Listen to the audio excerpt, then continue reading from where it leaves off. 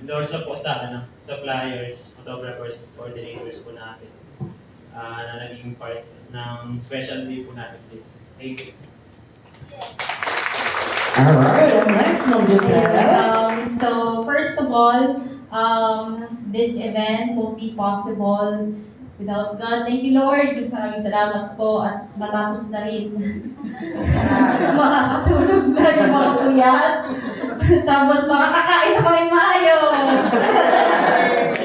So, then po, thank you so much, lalo na po yung mga galing pa sa mga malalayang lugar. So, we have representatives from Luzon, Visayas, Mindanao.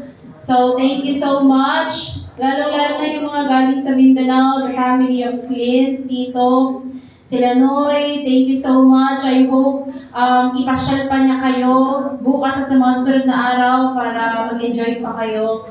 Maraming salamat, lalong-lalo na sa aking coordinator, Miss Maylene and Ma'am Ate Nena, no? And of course, sa ating photo video, the VKD team, thank you so much.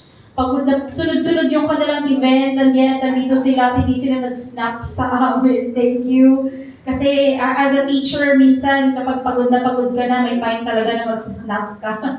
Maiksi yung pasensya. Thank you for Miss Edsel and her team, City Garden Suites. Thank you for the delicious food, the very nice package, Ace Dream, grazing table. Sir Rudney, galing pa po siyang US. Pinagdasal ko talaga na wag ma-delay ang flight niya. Kasi paano na, baka si Sir Daniel. Pagkainin si Sir Daniel, tapos isusumpa ako sa school. Thank you. Thank you sa mga teachers. Alam ko super busy kayo, lalong-lalo na sa aking mga kasama sa Torres High School. And then my MAPE teachers, and then yung aming ampon from Osmeña, Sir Henry, thank you so much. My student teachers, nakaladkarin, mga taga-UDM yan, bigla na lang ma'am, mag-abot ka na lang daw, mag-aabang sila sa labas ng hotel. Ayoko nang gano'n, naabutan ko kayo ng pagkain, mag-abang sa hotel. To my cousins, Isedra clan and the Salas clan, thank you so much for being here today. I know all of you are busy and yet nabigyan niyo ako ng time. Maraming salamat. To my siblings, napaka-supportive. And sa mga in-laws, mga hobbies, and kay PJ, maraming salamat sa oras. Sa mga auntie, uncle, maraming salamat po talaga sa pagpunta. Actually, gusto namin very intimate. 60 lang sana ang gusto namin, but then I realized, ang laki ng pamilya ko. So, 50 pa lang kami ngayon. Paano na lang sa kanila, di ba? So, hanggang dito na lang yung kinaya. Hindi naman kasi kami ganun kaano. May sarili kaming mundo pareho. So, alam yun ng mga friends namin. The choir! May musikang sakra or kung ano pang tawag sa atin. Iba-iba yung pangalan natin choir. Minsan musikang sakra, minsan Angeli something, minsan Coro something. Basta hatak lang kami. Thank you so much, Sir Kiambao. Siya po yung nag-ayos nito at saka niyan. Maraming salamat. So, ano pa? May kulang pa po ba? Nasabi ko na lahat. Maraming yun lang po. Salamat. Parang dito siya.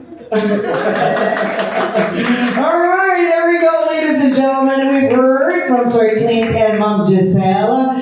You guys are so loved by so many. As you mentioned, your guests, your loved ones, coming all the way from Luzon, Visayas, and Mindanao.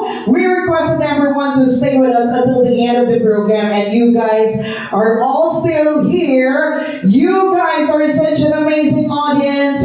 Please give yourselves a round of applause. Maraming salamat for showing your love to our couple. And that concludes our program this afternoon. Now let us continue to celebrate love. Let's celebrate life. At muli po natin pagsigawan ng mabuhay ang bagong kasal! Congratulations, Clint and Giselle!